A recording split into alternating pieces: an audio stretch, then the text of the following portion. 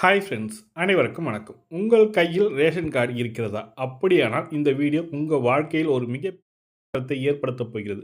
வரும் மார்ச் 31ஆம் தேதிக்குள் நீங்கள் ஒரு சிறிய வேலை செய்யாவிட்டால் உங்கள் ரேஷன் கார்டு செல்லாத காகிதமாக மாறிவிடும் என்று மத்திய அரசு எச்சரித்துள்ளது. ஆனால் அதே சமயம் ஒரு மிகப்பெரிய ஜாக்பாட் செய்தியும் அறிவித்துள்ளது. அது என்ன? தமிழகத்தில் 38 மாவட்டங்களில் உள்ள மக்களுக்கு, குறிப்பாக வறுமை கோட்டு கீழ் உள்ள குடும்ப தலைவர்களுக்கு கிடைக்கப் போகும் அந்த பெரிய லாபம் என்ன? இந்த ரகசியங்களை இன்று நாம் உடைக்கப் போகிறோம். வீடியோவை இறுதி வரை பாருங்கள். இடையில் ஒரு மிக முக்கியமான அப்டேட் உங்களை காத்து கொண்டிருக்கு. அனைவருக்கும் வணக்கம். ரேஷன் அட்டை என்பது வெறும் அரிசி, பருப்பு வாங்கும் அட்டை மட்டுமல்ல.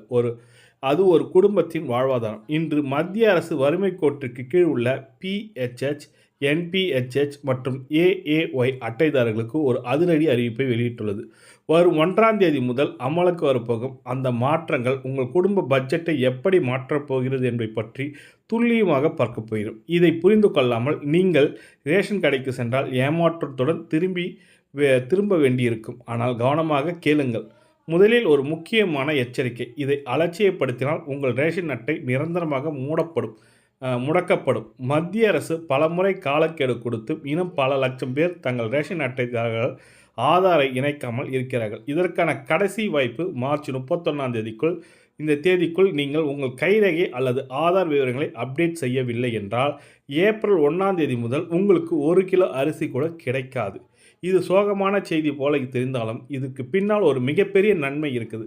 போலி அட்டைகளை நீக்கி தகுதியுள்ள ஏழை எளிய மக்களுக்கு மட்டுமே இந்த சலுகை சென்றடைய வேண்டும் என்பது அரசின் முக்கியமான நோக்கமாக உள்ளது.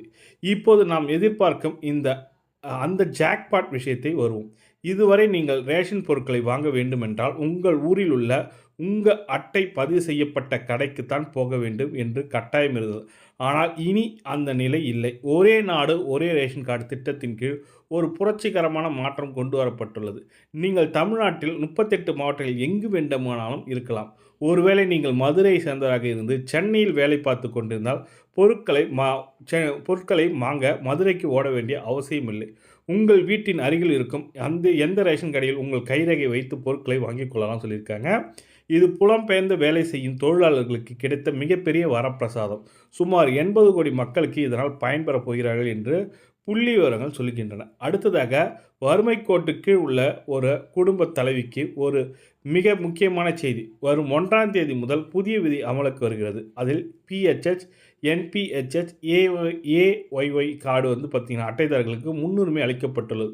பொருட்கள் வழங்குவதில் முறைகேடுகளை தவிர்க்கவும், தரமான பொருட்களை நேரடியாக குடும்ப தலைவிகளின் கைகளுக்கு சேரவும் புதிய கண்காணிப்பு முறையும் அறிமுகப்படுத்தியுள்ளது. நீங்கள் கடைக்கு செல்லும்போது உங்கள் மொபைல் எண்ணும் வரும் ஓடிபி அல்லது கைரேகை மூலமே மட்டுமே பொருட்களை பெற முடியும் என்பதை உறுதிப்படுத்தியுள்ளன.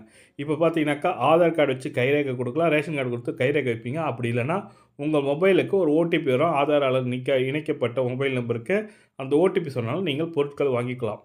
பலர் நினைக்கலாம், ஏன் அரசு அடிக்கடி இப்படி விதிகளை மாற்றுகிறது என்று. இதற்கு காரணம், உண்மையான ஏழைகளுக்கு கிடைக்க வேண்டிய பொருட்கள் இடையில் இடைத்தரகர்கள் திருடுவதை தடுக்கத்தான் இந்த போன்ற நடவடிக்கைகளை எடுத்து வருகின்றன. உங்கள் பொருட்கள் வேறு யாருக்கும் செல்வதை தடுக்கிறது. இது உங்கள் உரிமை. இது சரியாக பயன்படுத்தும் உங்களது கடமை சொல்லியிருக்காங்க.